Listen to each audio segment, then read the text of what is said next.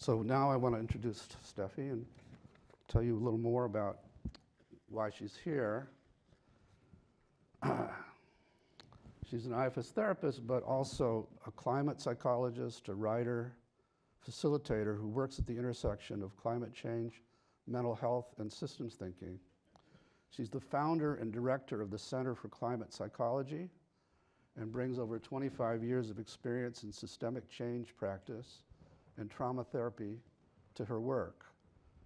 She's the author of a great book called Climate, Psychology, and Change, Reimagining Psychotherapy in an Era of Global Disruption and Climate Anxiety.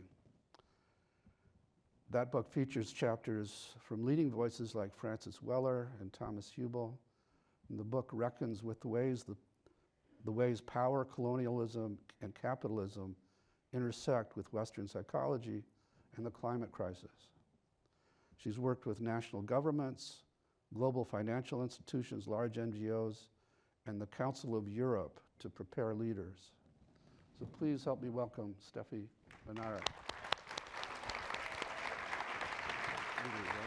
Yeah, we get it.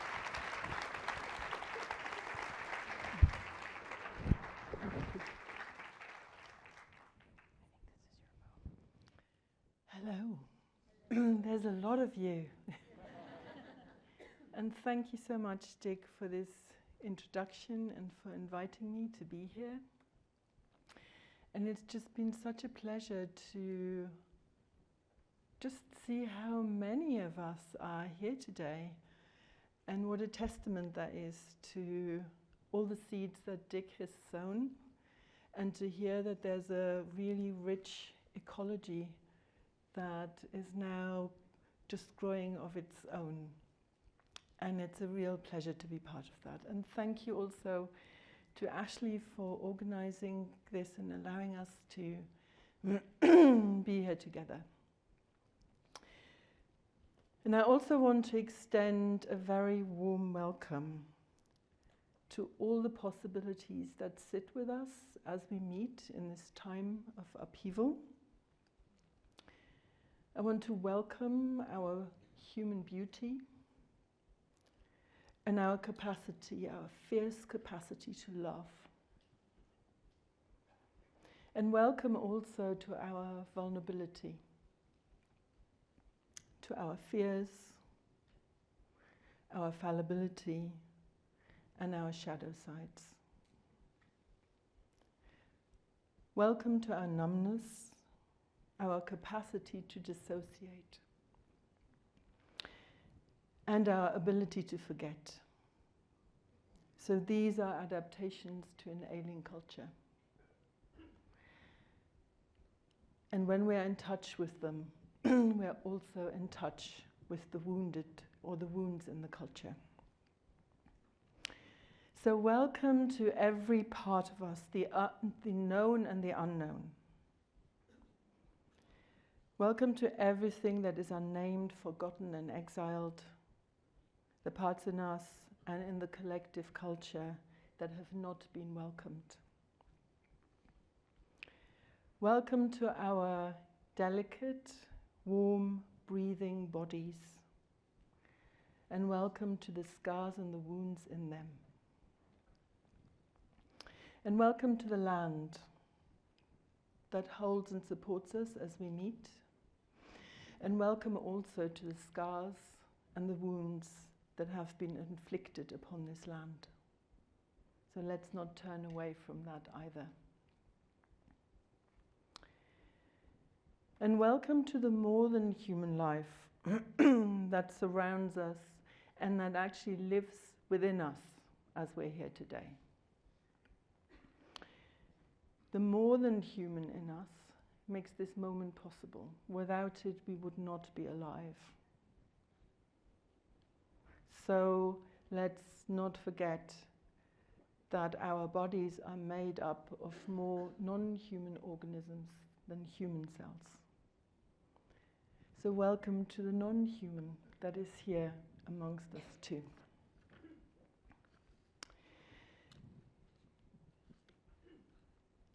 Welcome to all that came before us and all that awaits us in the future.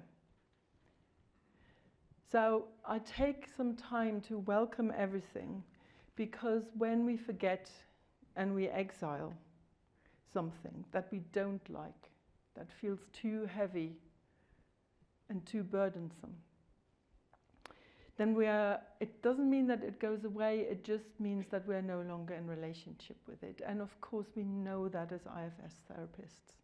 But a lot of the people that I work with, who are activists and change makers in the world, have this kind of drive that also forgets that the parts that we exile also belong. And this is why IFS is such a powerful tool for our times. So I have I'll just get the clicker.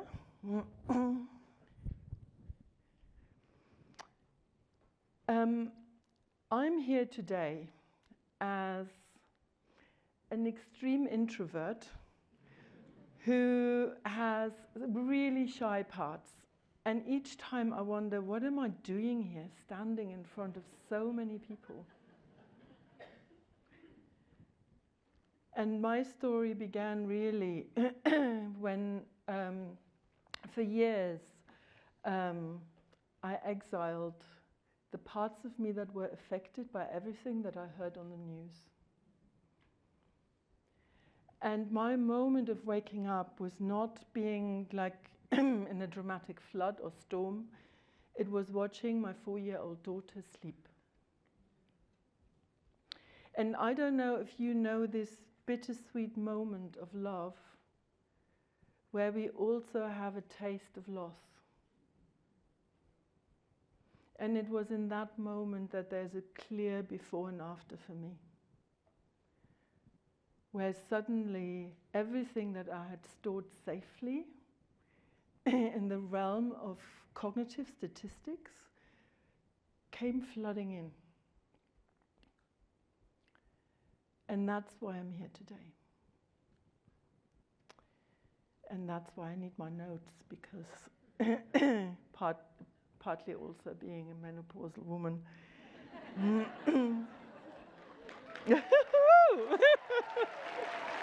Oh!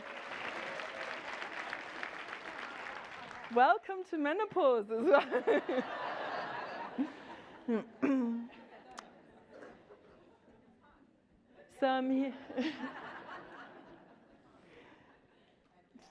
So I'm here today to reflect with you what the role of our profession, and when I say our profession, it's the psychological profession, mental health professions. What is our role at this time when we all have to adjust to a present and a future that we can no longer predict? So this is what the writer Margaret Atwood calls the everything crisis. It's a time where the ideas that we had, or maybe the ideas that we were socialized into about our future and our present, they're giving way to quite a bleak reality of climate change, biodiversity loss, the sort of faltering of democracy that we have taken for granted for such a long time. And many of these interconnected crises amplify each other. So in my talk, I will sometimes talk about climate change. And this is because climate change is not just one of many problems, it's a multiplier that intensifies every other crisis that we care about. So it's in the context of climate change that we also witness the breakdown of ecological, social, political, and psychological systems. And that's the reality in which we meet here today. And we may have parts that just find this too overwhelming. I certainly do.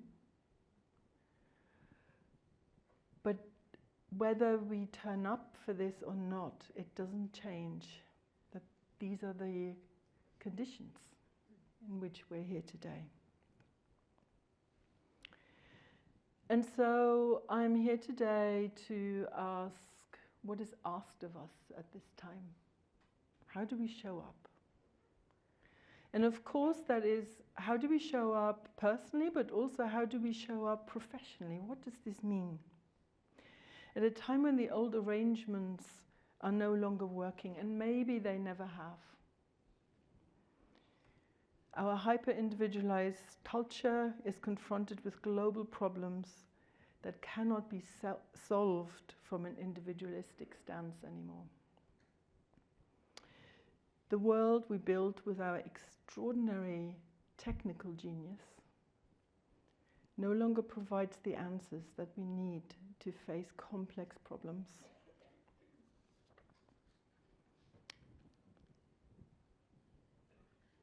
So the challenge is that many of the solutions that we come up with in the culture that tells us that they are linear solutions and straight line answers, these solutions very quickly become part of the problem. And so the same mindset that has contributed to the problem is often used to try and solve it. And so we're often in a situation where solutions to one problem create unintended consequences somewhere else. And that's what the philosopher Timothy Morton calls a hyperobject.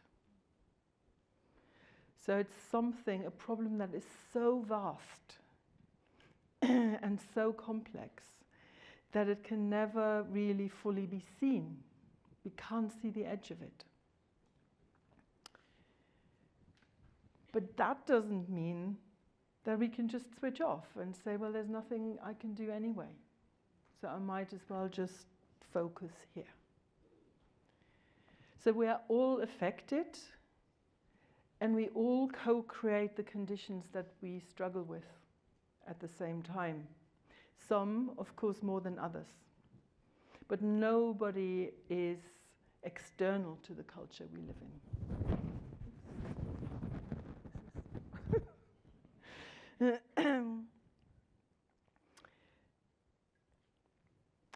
So some say that we live in the most consequential time in human history. And nobody is coming along to figure it out for us. So we're the leaders, we're the parents, we're the professionals that need to figure out how to show up. And that's regardless whether we feel prepared or not. So it's a really important time to be alive right now. And that's overwhelming and scary. And I imagine that I'm not the only one that has really helpless parts. But here we are.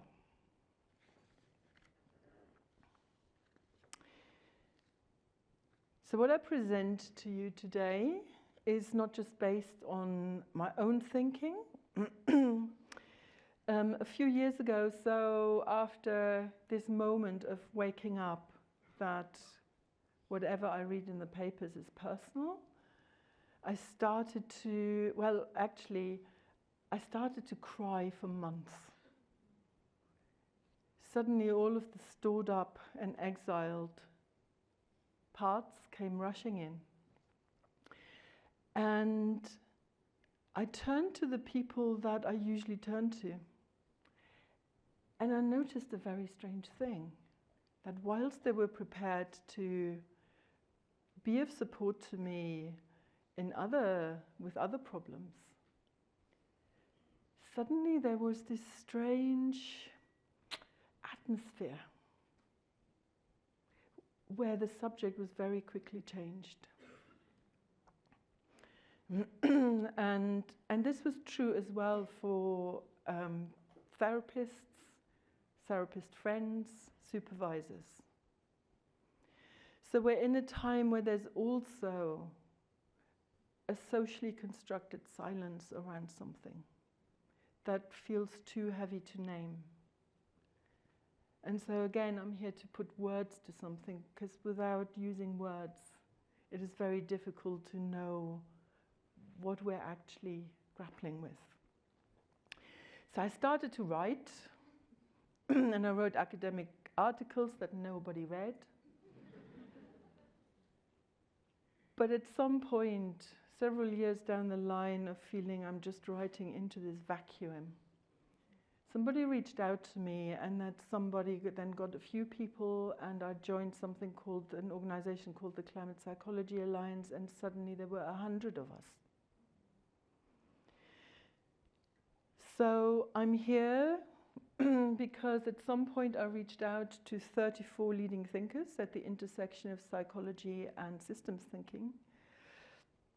And together, I edited the book, but it's many voices, and that's important. It can't just be a singular voice when we're talking about something as complex as this. And in this book, we ask, what's the role of psychotherapy in a time when the familiar is dying? And it very quickly, after publication, became clear that we can't confine this discussion to a book. It's so neat. And as soon as the words are in the book, they're almost like there's something about the aliveness of it that gets lost. So very quickly, I realized we need to keep the conversation alive. We need bodies, sensing bodies. And that's when I founded the Center for Climate Psychology, which is still in its first year. But I am so grateful to have the support of leading thinkers in their field, and you will notice that Dick is one of them. So together we are hoping to bridge divides, the divides that our culture has torn into the fabric of life. So we're inviting change makers, politicians, therapists, mental health professionals, grief tenders, people who work in the economy to come together as human beings. So to bridge these divides. And so our hope is to bring self-leadership into these circles and to find a way how to support each other. And IFS is a really important part of this. So this is what we did in the first, I think, 6 months.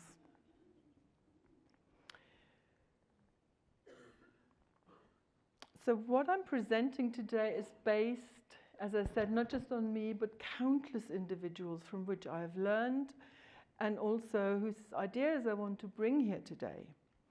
But I haven't just learned from humans.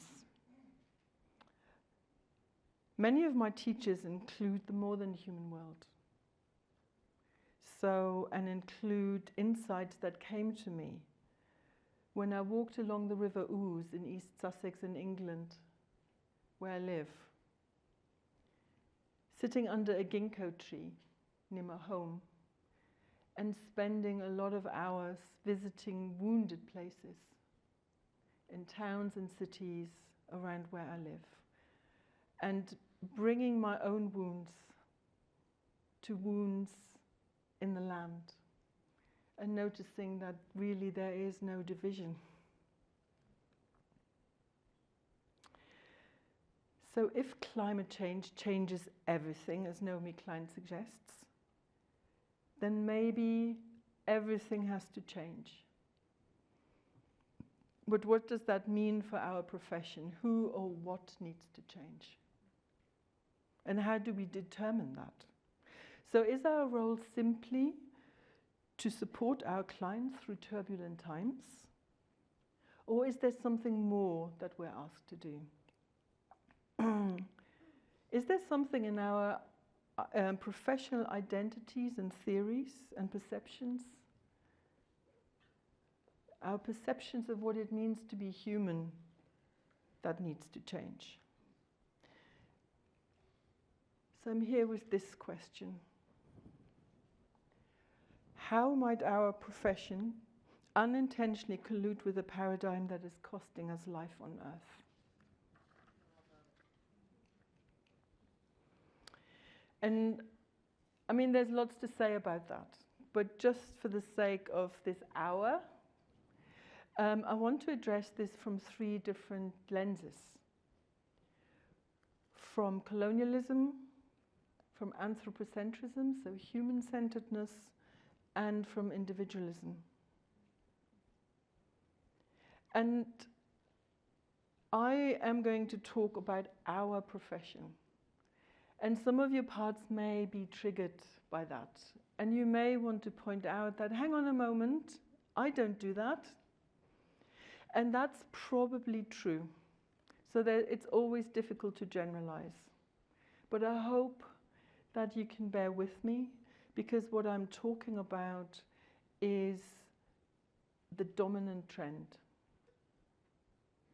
And the dominant trend in psychotherapy is not just part of our profession, it actually in the Western world says something about how most people make sense of what it means to be human. It is extraordinary how our profession has actually informed how Westerners think of themselves. So what does psychology have to do with the meta-crisis, the poly-crisis, or the everything crisis? I get asked that a lot, because really the way that these crises are discussed are not psychological. It's technical, political, economical, and a question about too much CO2 in the atmosphere. So why should we bother with psychology? Do we have anything to contribute to this discussion as a profession? So I think yes. So this is an old study from 2020, but I bring it because it's a big study. 55% of the British population feel, I need to look here, that their mental health has been negatively affected by climate change. So this is just climate change. This is not all the other crises. And the biggest study that has ever been carried out on young people, so this is 10,000 young people in 10 different countries, global north and global south. 75% of young people say that they find their future frightening. And 45% feel that climate change has affected their daily lives. So what does that mean if 75% of our young people, and this is not just in Western countries, globally feel terrified and have very little trust that the adults that are in charge are actually prioritizing their future? These are the future leaders that are in charge when we're old. And scared people don't tend to take wise decisions. I think this is why we're needed. But there's much more than just our role in supporting scared people. The crisis is so big, we're talking about a global mental health crisis here, that just sitting one-to-one in our therapy rooms is not enough. There's not enough therapists in the world. So we need to think about how do our tools scale, and what tools do we have to work on the collective wounding of the collective culture. So that means we need to figure out, it's not abandoning what we're doing in our therapy rooms, but also we need to figure out how we can step through the door and what our job is out there. And the well-known systems thinker Fritjof Capra, who's also contributed an endorsement of the book, he says that the dysfunction of complex systems on the world stage is primarily a crisis of perception. I think that's really big. So he believes that our seemingly innocent, everyday beliefs are the glue that hold things on the world stage in their rigid place. And lots of well-known systems thinkers like Donella Meadows echoes that, where she says that mindset change is the most powerful leverage point for systems change. Because the way we look at the world influences everything and ripples out into every single action.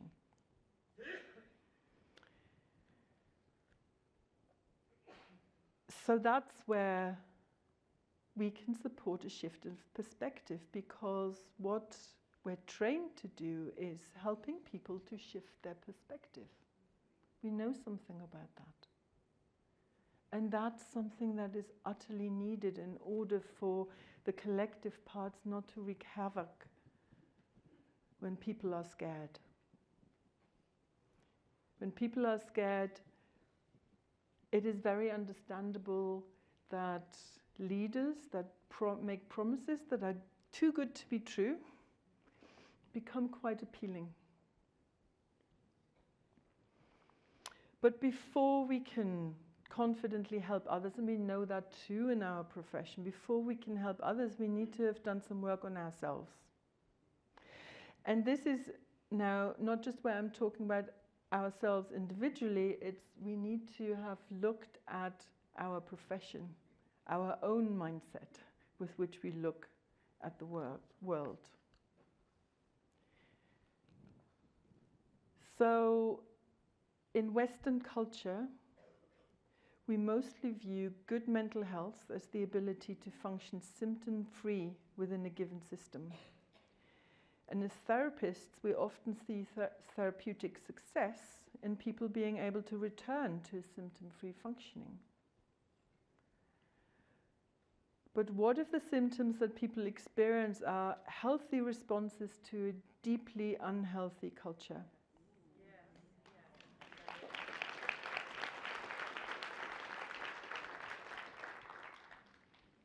So this is where the Indian philosopher Krishnamurti rightly says, where is the dysfunction? And who or what needs to change?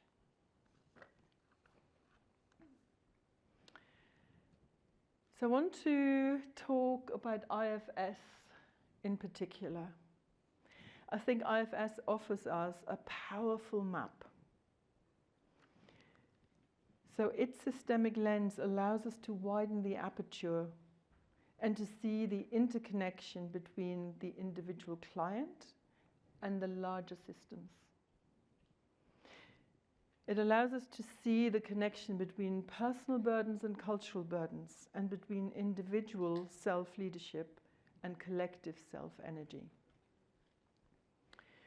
When we access self, we can see without blame or shame how we, our professions, our institutions in which we work, how change makers, politicians, organizations, even whole pockets of society may get caught up in parts.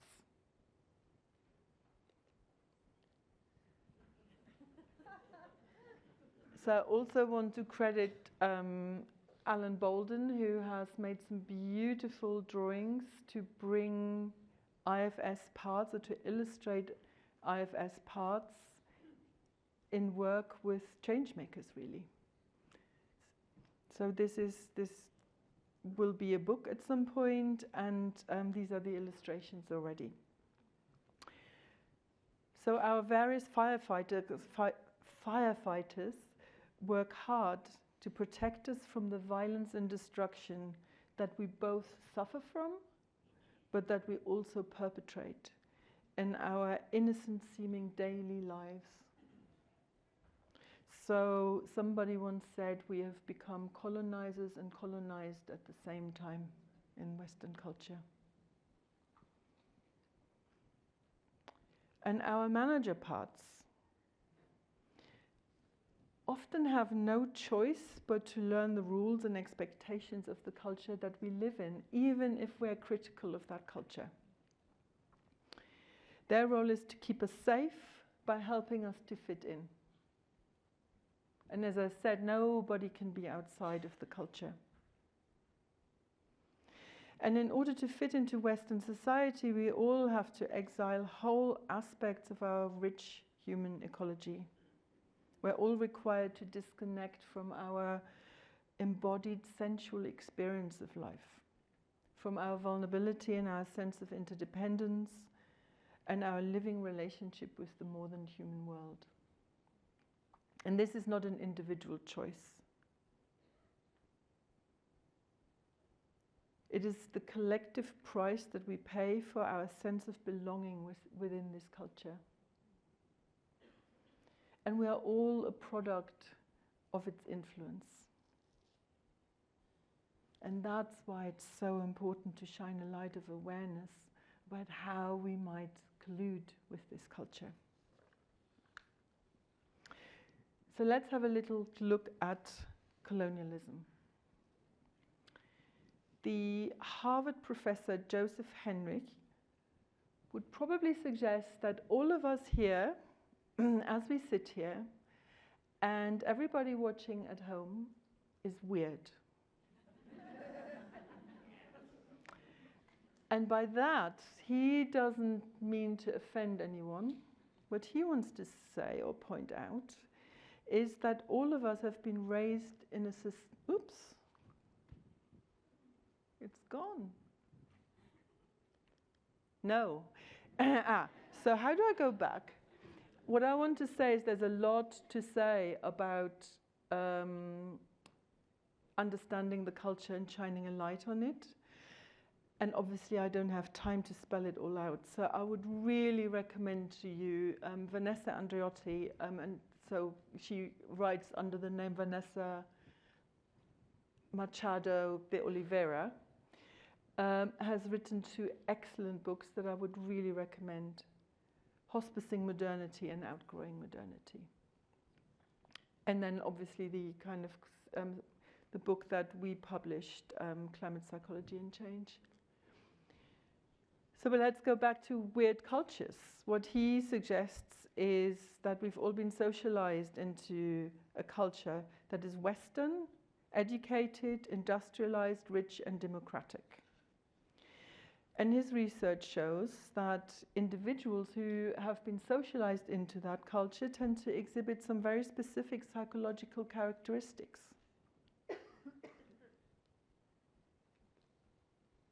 So we're all expected to be motivated to contribute to the economy through wage labor and to gain satisfaction from this. If we don't, then often we have to be signed off sick. So not being able to turn up for work, even strangely when we've lost somebody dear to us, there's a time limit to that, and after that I need a sick note, even though my grief may be healthy. To live in nuclear families instead of functioning communities. To perceive ourselves as individuals with a high focus on our individual need fulfillment, rather than prioritizing the need of the community or the living world.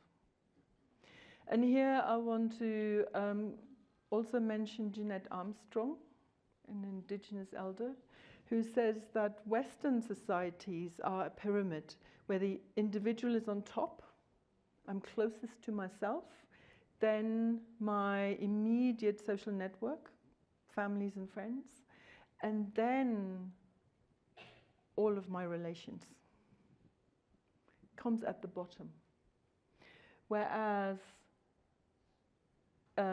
indigenous cosmologies are the exact opposite. The task is to be of service to everything that weaves life together. I attend to life and all of my relations. Then to my family and community. And when I do that, then I don't have to worry so much about myself because it already trickles down. I'm being looked after by many.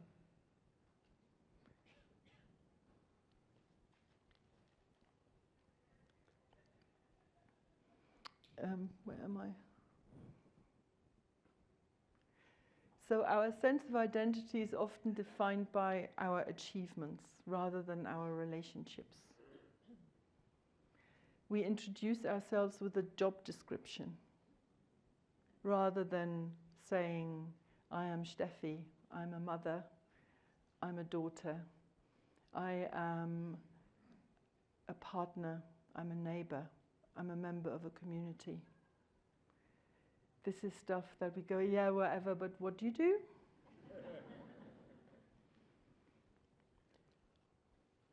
So we're, and this doesn't come from Joseph Henrich, but from Francis Weller, that we're surrendering primary human satisfactions. So the satisfactions that have been part of human life for longer than not, the satisfactions that our nervous system is wired for community, for eating together, for singing together, for sitting around a fire together, cooking together,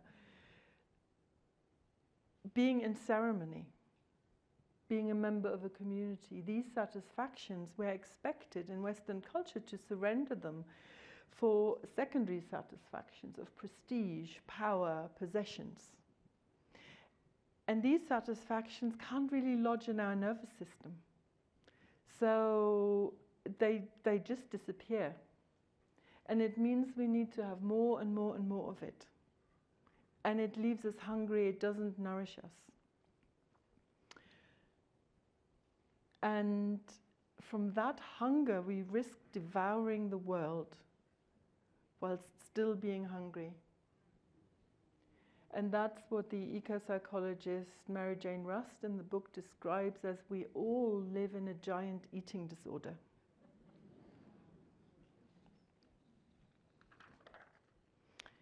And the last one is that we have all been educated in a school system that fragments life. So we have neat little sections of where biology is taught as separate from geography, from history, from psychology, from philosophy, from ethics. And yes, sometimes that can be useful because you can't look at everything at the same time. But what we don't do is we don't spend much time teaching kids how to put it all back together again. How to notice the interconnectedness of life. And when we do that, people often experience a sense of sacred. So we have made absolutely sure that we don't experience a sense of sacred by just zooming in on the detail. So coming back to colonialism, what Joseph Henrich's groundbreaking research has shown, and I found this really shocking, is that 96% of all psychological research has been carried out on people from weird cultures. 96%. And the irony is that the outcomes of this research have been applied to all of humanity. They have been universalized. And we're the global minority. So we don't really know that much about what it means to be human. We know what it means to be Western. And that's part of the colonial outlook. So like Narcissus, Western culture seems to have created a bubble where we see all humans as a reflection of our own image. And in this self-absorption, we may not even see what might be wrong with that. So as a profession, psychotherapy is very young. It was born at the height of empire, shortly after the Industrial Revolution. So it's just 100 years old, a bit over 100 years. Psychotherapy has grown up in a colonial, capitalist, patriarchal culture that has suppressed and exiled many aspects of what it means to be human. And it's weird, isn't it? Because our profession pays an enormous amount of attention to early conditions of development. But we haven't really done this with our profession. And interestingly, the profession speaks of itself as though it has no lineage that goes back further than Freud. So it is as though there is no ancestral lineage of how humans have tended soul before psychotherapy came along. And that doesn't mean that there is no lineage. It just means that now there's fragmentation and separation that is also built into that way back. And we need to tend to that too. Hawiti Holly Bryson is a contributor to the book, and she's both a Maori healing practitioner and a Western psychotherapist. And in her chapter, she highlights the arrogance and the bad manners with which this relatively young profession of ours, that she calls the younger sibling, treats the ancient knowledge systems of this world.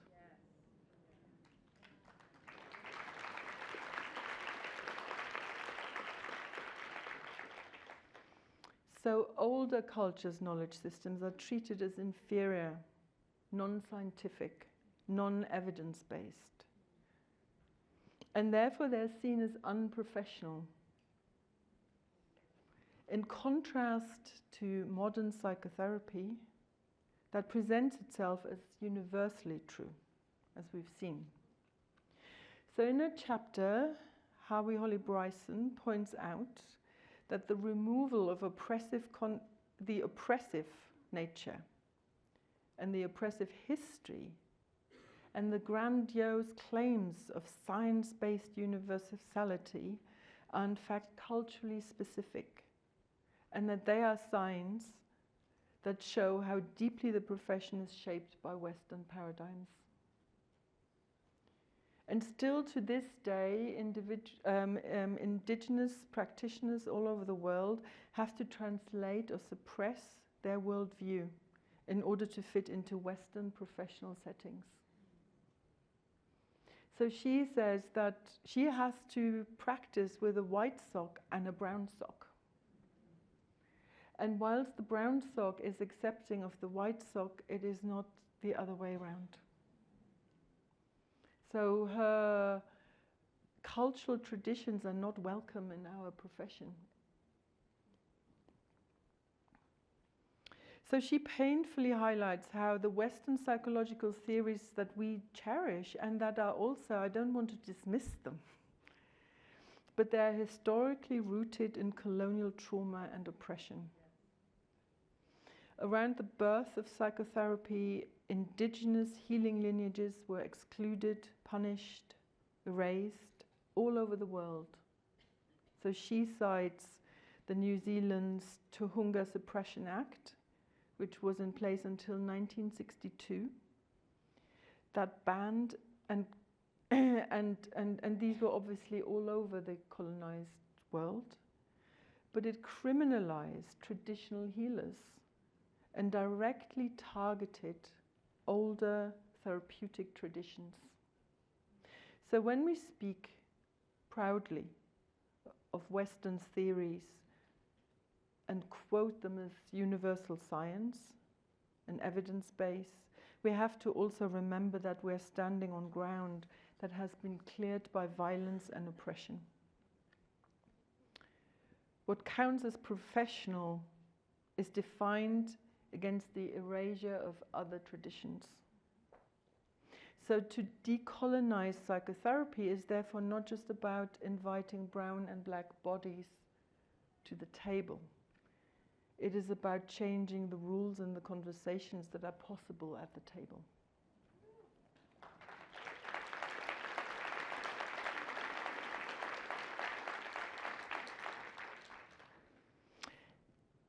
And importantly, I think I need to mention as well that decolonizing psychotherapy is also not about extracting indigenous wisdom for tools for Western use.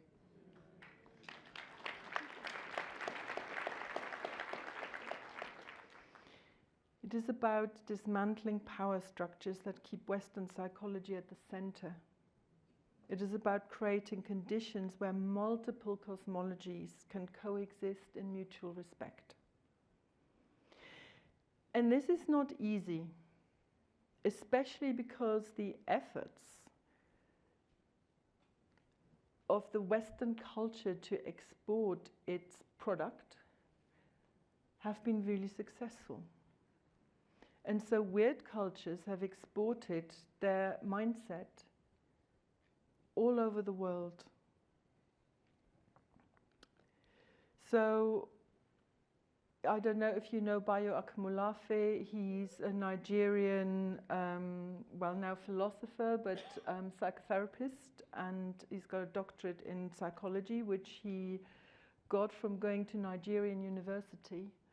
And what he explains is that he's from the Yoruba tribe, and even as a Nigerian going to Nigerian university, Western ideals have been paramount. And the cultural traditions of their own culture are seen as shameful and unprofessional. So here he says, for my research, I went with my DSM brain to the shamans and the priests, and I listened to them as they turned my thinking upside down. They asked, why would you think of what I would term auditory hallucinations as something to be fixed? What if that's your grandmother or your grandfather? What if that's a plant trying to speak with you? So this shows the ontological clash, the paradigms. And so, systemically speaking, we're in a double bind, where when I turn this side, then I get a problem here, and when I turn this side, I get a problem here. And what we know is that double binds can't be solved with logical thinking. They can only be transcended. And for that, we need self-energy.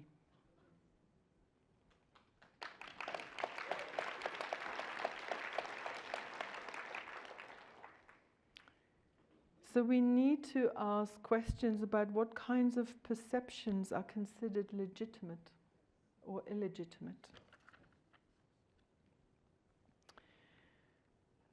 So I come to the second aspect, the second lens that is built into the profession's main theories, which is anthropocentrism, human-centeredness.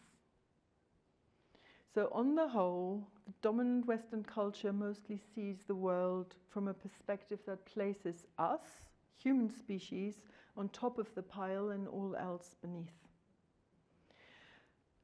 Our major psychological theory suggests that we are shaped by human relationships alone, whilst the more than human world is considered irrelevant for psychological development. So we don't include the absence of relationship with the living world into our diagnostic thinking. We don't include it in our understanding of developmental trauma, for instance, or attachment patterns. The DSM doesn't talk about what Richard Louv calls, what does he call it? Nature deficit disorder. So our notion of community and relationship is just purely human, which means that we rarely include our attachment to place, the place that was around and the place that we couldn't live without. We rarely include rivers, trees, and mountains in what we think has shaped our identity. And of course, the fact that we don't believe that it does doesn't mean that it doesn't, if that makes sense. It just means that we don't see it. So this body that we so confidently describe as I already said, is made up of more human organisms, non-human organisms, than human cells. And of course, the water that I drink, at what point is it external? At what point do I call it I? And then it goes out again into the world. So I found it really fascinating to find out that, of course, psychological thinking says that the parts of us that eat fatty foods are purely an aspect of our inner system. Maybe the parts that eat fatty foods, even though I know that this is not healthy, and other parts don't want it. But recent studies have shown that our gut bacteria can manipulate our taste buds and make us crave the kinds of food that feeds them.